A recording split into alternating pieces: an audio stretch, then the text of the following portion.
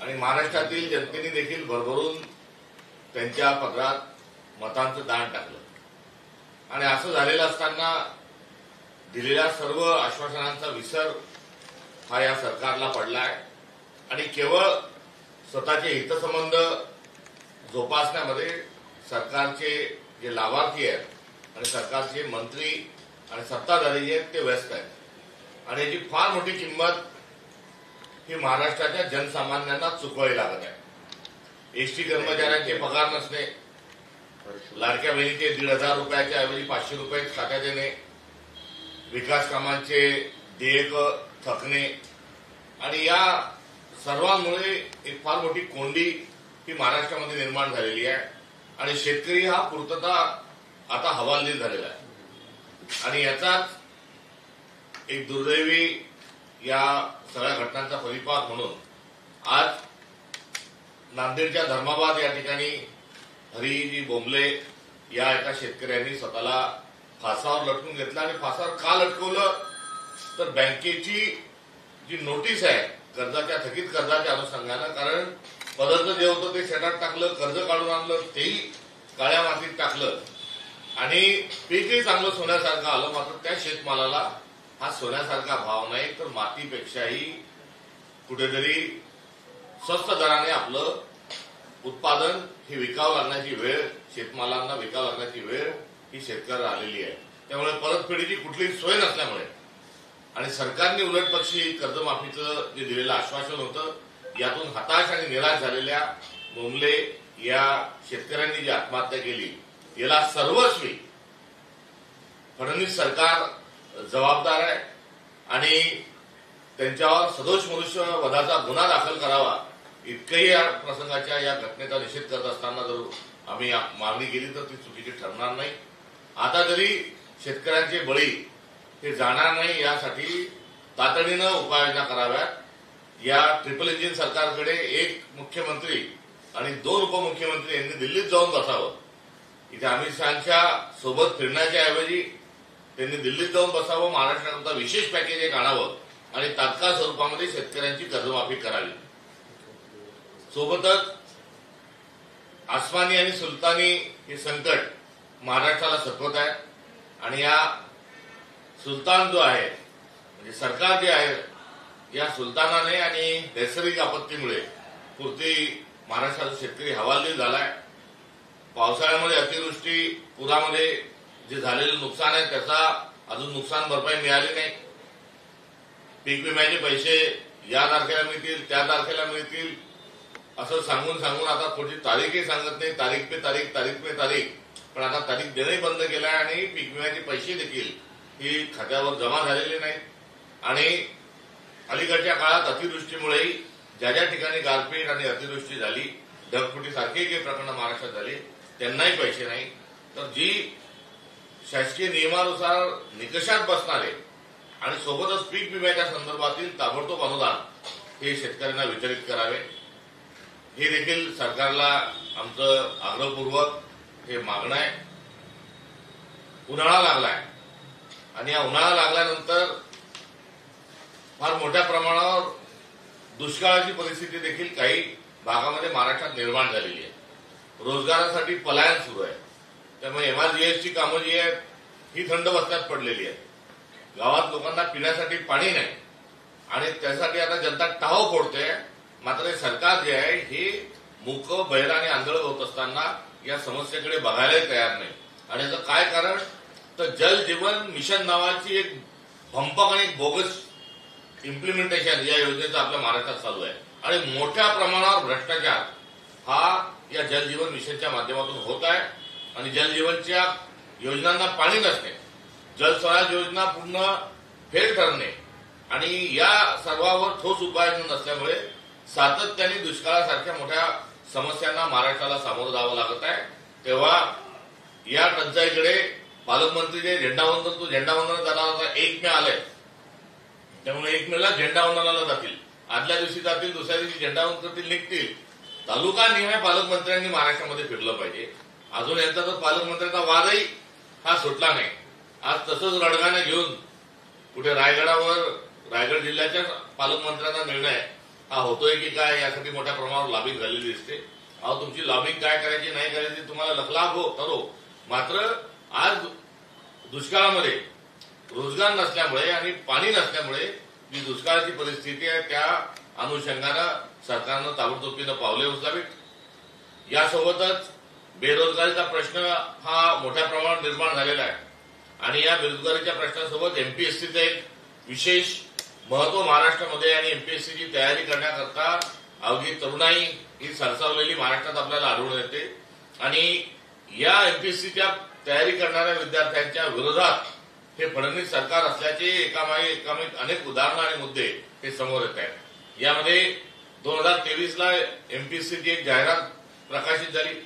त्यानुसार 2024ला परीक्षा झाली, पूर्वपरीक्षा झाली. त्या पूर्वपरीक्षेमध्ये निकाल लागला.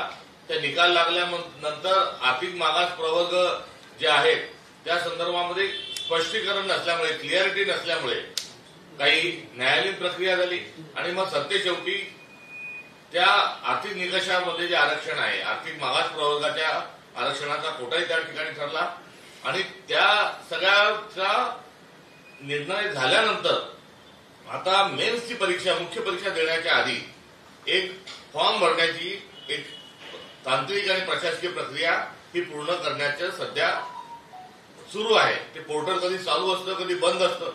या सरकारने एमपीएससीच्या अधिकाऱ्यांना बोलावं, त्यांची झाडाझडती घ्यावी आणि हा बंद चालूचा काय खेळ लावला एमपीएससीने याच्याबद्दल जाब विचारावा आणि एकदा जे पात्र ठरलेले सर्व जे विद्यार्थी आहेत त्यांना एक डेडलाईन देऊन आणि त्या डेडलाईनच्या दरम्यान त्यांचं पोर्टल बंद होणार नाही याची दक्षता घेऊन सगळ्या जे पात्र ठरलेले जे विद्यार्थी आहेत यांची अर्ज प्रक्रिया पूर्ण करून घ्यावी.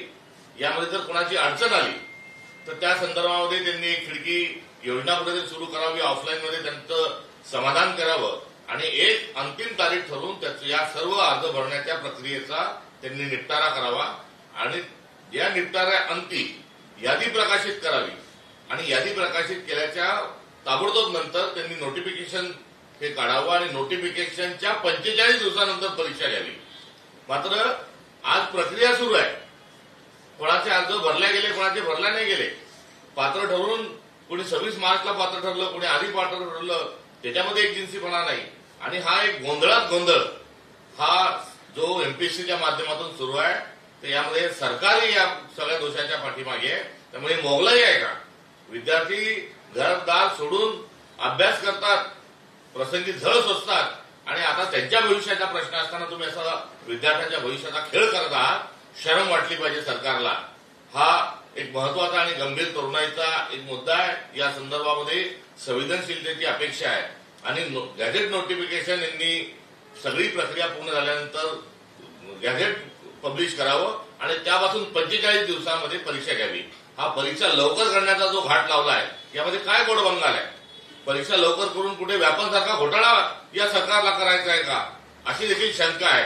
शंका नव्हे, तो व्यापन सारखाच घोटाळा आता एमपीएससी मध्ये करण्याचा डाव हा सरकारचा आहे आणि त्याचंच उदाहरण म्हणजे 45 दिवसाची कमाल असणारी मुदत हे सरकार पाळायला तयार नाही. सरकारने ताबडतोबीनं या संदर्भामध्ये पारदर्शक धोरण राबवलं पाहिजे.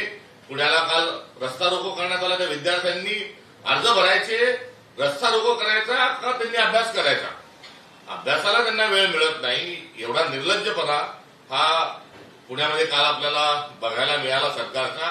एकीकडे मंगेशकर रुग्णालयामध्ये जो बेशरमपणा आहे की तिथे महिला मातृत्वासाठी आसुसलेली महिला 5.5 तास दवाखान्यात थांबते, मात्र तिच्यावर उपचार होत नाही. का होत नाही तर 10 लाख रुपयाची अॅडव्हान्स भरण्याची मागणी केली जाते आणि तो एवढा निंदनीय प्रकार. वास्तविक पाहता तो घैसाच का काय कोणता तो डॉक्टर आहे त्याचं जे वैद्यकीय प्रमाणपत्र आहे ते रद्द केलं पाहिजे. तिथे सदोष मनुष्यवधाचा गुन्हा दाखल केला पाहिजे. केळकर यांना बळतर्फ केलं पाहिजे. मात्र लपवाछपवी त्या ठिकाणी केल्या जाते. त्यामुळे एकीकडे मंगेशकर रुग्णालयामध्ये दोषींना वाचत असताना सरकारचा बेशरमपणा पाहायला मिळत आहे, तर दुसरीकडे विद्यार्थ्यांच्या भविष्याची खेळत असताना विद्यार्थ्यांना रस्ता रोको करावा लागला. ही वेळ सरकारने आणून ठेवली. हा त्यांचा निर्लज्जपणा आहे. त्यामुळे या संदर्भात नोटिफिकेशन ताबडतोबीनं नव्याने जाहीर करावं आणि त्याच्या 45 दिवसात परीक्षा घ्यावी ही काँग्रेस पक्षाची मागणी आहे. हिंदी काँग्रेसवरती निशाणा साधून म्हटलेला आहे की इंडिया आघाडी हवेत उडून गेली की जमिनीमध्ये अशा प्रकारचं एक निशाण साधलेलं आहे. कसं होतं?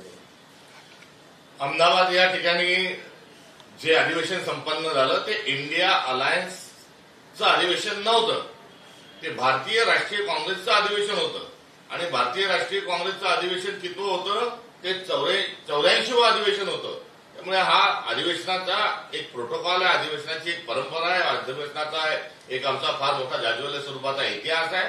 आणि त्या अनुषंगानं काँग्रेसचं अधिवेशन झालं आणि त्या काँग्रेसच्या अधिवेशनामध्ये पक्षाची ध्येय धोरणं जी आहेत त्या ध्येय धोरणाच्या अनुषंगानं ठराव झाली आणि भूमिका ही ठरवल्या गेली. त्यामुळे हे अधिवेशन इंडिया अलायन्सचं नव्हतं. आणि इंडिया अलायन्सचा राहिला जो विषय आहे तो त्या ठिकाणी पार्लमेंटमध्ये आम्ही सोबत लढलो आणि पार्लमेंटमध्ये सोबत लढल्यानंतर त्याच्या नियमित बैठका ज्या आहेत या संसदीय मंडळामध्ये याच्या बैठका होत असतात. अधिवेशनाच्या दरम्यान, अधिवेशनाच्या नंतर त्याच्या नियमित सभा झालेल्या आपल्याला बघायला मिळतात. इंडिया अलायन्सच्या सोबत राहुल गांधी यांनी मतदार यादीतला जो काही घोळ आहे तोही सोबत काढला.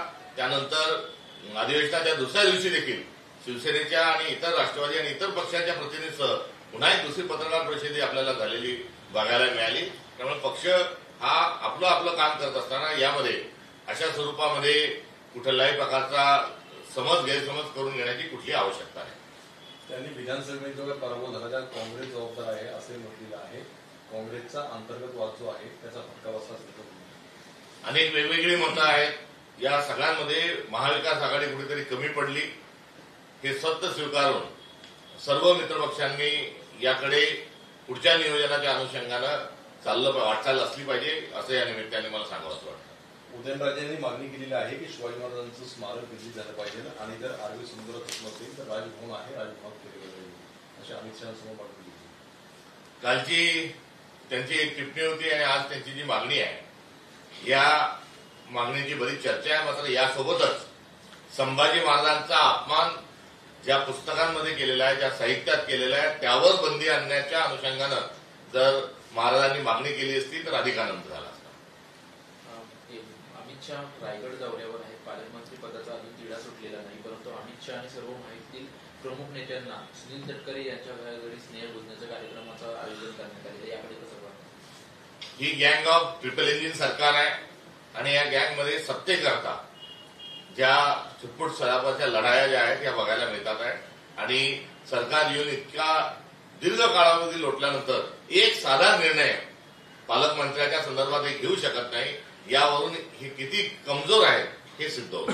इकडे सोलापूरकर आणि कोरटकर यांच्यावरती ठोस कारवाई झाली नाही, परंतु उदयनराजे आज भाषण करताना म्हणतात की छत्रपती शिवाजी महाराज असतील, संभाजी महाराज असतील, राजमाता जिजाऊ असतील यांच्यावरती जे आक्षेपार्ह कोणी बोलत असेल तर जवळपास 10 वर्षांची शिक्षा व्हावी अशी मागणी त्यांनी अमित शहा यांच्याकडे केली.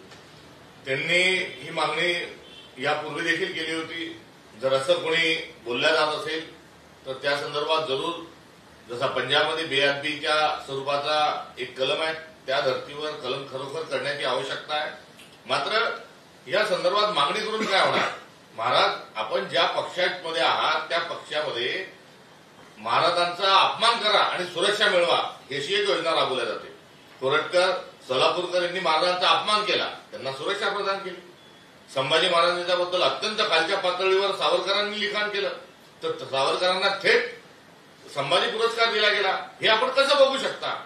आपण पंजाब मधले जे विचार आहेत त्या विचाराला शिरसावंद मानून जो भाजप वाटचाल करतो, जे भाजपचं शीर्ष नेतृत्व आणि राज्यातलं नेतृत्व हे संविधानापेक्षाही पंजाब थॉटला विशेष महत्व देतं, अशा लोकांसोबत मांडीला मांडी लावून आपण कसे बसू शकता हा खरा प्रश्न आहे. विजय वडेट्टीवार यांनी जे मंगेशकर कुटुंबियांविरोधात वक्तव्य केलं त्याचा निषेध आता सरकारमध्ये करतायत. त्यांचं म्हणणं आहे की मंगेशकर कुटुंबियांच्या विरोधाचं वक्तव्य करणं खूप चुकीचं आहे. वडेट्टीवारांनी माफी मागितली पाहिजे. आपण कसं पाहता? आपण पक्षाचे प्रदेशात मंगेशकर कुटुंबियांच्या संदर्भात त्यांच्या सांस्कृतिक योगदानाच्या अनुषंगानं संपूर्ण भारताने आणि तात्कालीन सर्व सरकारने एक फार मोठी सकारात्मक भूमिका ठेवलेली आहे. आणि ती ठेवत असताना ये मेरे वतन के लोगो हे गीत गायल्यानंतर भारताचे पहिले पंतप्रधान नेहरूजी यांच्याही डोळ्यात अश्रू होते. त्यांनी त्या लता मंगेशकरांच्या आवाजाचा आणि त्यांच्या त्या ठिकाणी एकंदरीत कलेला त्या ठिकाणी दाद दिली होती. आणि त्यानंतर सर्वांनी त्यांच्या आवाजाला आणि त्यांच्या योगदानाला नेहमीच दाद दिलेली आहे. मात्र असे असताना दुसरीकडे मंगेशकर परिवार जर एक पुण्यामध्ये एक रुग्णालय सुरू करत असेल आणि त्या रुग्णालयामध्ये जमीन देणाऱ्यांपासून तर दवाखाना उभे राहत असल्यापर्यंत अनेक जे पक्षाशी संबंधित असणाऱ्या किंवा विविध पक्षांशी संबंधित असणाऱ्या सर्वांचं योगदान लाभत असेल, त्यामध्ये सर्वच दलातले पक्षातले लोक असतील, त्यांचं पंतप्रधान उद्घाटनाला मोदीजी आले हा त्यांचा आपल्या सरावाचा विषय. मात्र अशा रुग्णालयामध्ये जर एक गर्भवती महाराष्ट्रातली एक महिला रुग्णालयात जाते, तिचा उपचार होत नाही, तिला 5.5 तास तिथे खोळंबून ठेवावं लागतं आणि तिथून तुम्ही उठा आणि ससूनमध्ये जा अशा प्रकारचे उत्तरं त्यांना मिळतात आणि त्यानंतर सत्यशेवटी त्या महिलेचा बळी जातो. त्या महिलेचे जे पती आहेत भिसे, हे त्या भैसा डॉक्टरांना फोन लावतात, ते केळकर डॉक्टरांना फोन लावतात, ते पीआरओ जे आहेत त्यांना फोन लावतात, कुठेही प्रतिसाद मिळत नाही आणि किंबहुना मंगेशकर रुग्णालयातील जे प्रशासन आहे हे उडवाउडवीचे उत्तर देतं, खोटं बोलत आहे. तात्काळ सीडीआर जे आहे ते सीडीआर हे जप्त सीडीआर जे आहेत ते सरकारने बोलून घ्यावे. त्यामध्ये त्या महिलेचा पती त्यांनी सगळ्यांशी संपर्क साधला, तो सीडीआर उपलब्ध आहे. केळकर डॉक्टर दादांत खोटं बोलत आहेत, त्यांचा सीडीआर काढावा. जयसाज जे आहेत त्यांचा सीडीआर काढावा. सीसीटीव्ही जे आहेत ते काढावे आणि कारवाई करावी. आणि हे एवढं सत्य असताना सरकार यामध्ये जी लपाछपी करत आहे, हे भाजपनी याआधी कोणाच्या वक्तव्याच्या संदर्भात माफी मागण्याच्या जी मागणी आहे त्याआधी त्यांनी आधी कारवाई करावी. लेखी स्वरूपात 10 लाख रुपये मागणाऱ्या गैरसोयीचं वैद्यकीय प्रमाणपत्र रद्द करावं. त्या रुग्णालयामधले केळकर जे आहेत जे खोटं बोलत आहेत त्यांना बरखास्त करावं. कलेक्टरांनी ताबडतोबीने ते प्रशासन हाती घ्यावं. आणि हे सर्व सुरू असताना मंगेशकर परिवारातून या घटनेचा ना निषेध होत आहे, ना कोणी सांत्वनपर विषय या ठिकाणी त्यांच्या घरी भेटायला जात आहे. एवढंच नव्हे तर जे खासदार तिथले आहेत, जे मंत्री देखील आहेत, ते भेटायला सांत्वना करता जात नाही. एकंदरीत हे सर्व जे सुरू आहे, या सगळ्या सुरू असताना आपण सभ्यता, सुसंस्कृतपणा या संदर्भामध्ये जी विकृती त्या ठिकाणी दिसते आहे याचा निषेध केला पाहिजे. आणि आता संस्कृतीच्या संदर्भामध्ये जर आता कोणी उंगली निर्देश करत असेल तर भिसेंचं सांत्वन करण्याकरता किंवा घटनेच्या अनुषंगानं खऱ्याला खरं म्हणून खोट्याला खोटं म्हणून कारवाई करण्यासाठी आता सरकार का धाजावत नाही हा खरा प्रश्न या निमित्ताने उपस्थित. रायगडवर झालेल्या आजच्या कार्यक्रमात शिंदेंना ऐनवेळी भाषणाची संधी दिली, पण अजित पवारांना संधी नाही दिली. त्यामुळे वेगवेगळ्या चर्चेत, कारण की मुंबईमध्ये असताना किंवा राज्यामध्ये असताना कुठेतरी महायुतीमध्ये वेबानामा अशा प्रकारच्या देखील चर्चा असतात आणि अमित शहाच्या समोर अशा प्रकारे हे करणं कसं पाहतो? हे कोणत्या विचाराने नव्हे तर सत्य करता एकत्रित आलेले 3 पक्ष आहेत, 3 प्रवाह आहेत आणि केवळ सत्ता सत्ता आणि सत्ता हे यांचं धोरण आहे. आणि जेव्हा विचार बाजूला पडतो आणि सत्ता हे एकमेव लक्ष राहतं तेव्हा एक टोळी युद्ध आपसूक त्यामधून हे उमटायला लागतं. आणि हे 3 जे पक्ष आहेत हे 3 पक्ष नव्हे तर ही गँग ऑफ ट्रिपल इंजिन सरकार आहे. आणि यामध्ये हा जो डाव आहे, हा मान अपमानाचं जे नाट्य आहे किंवा जी धुसफूस आहे ही आपल्याला या पुढील काळामध्ये सरकार असेपर्यंत दुर्दैवाने बघावी लागणार आहे.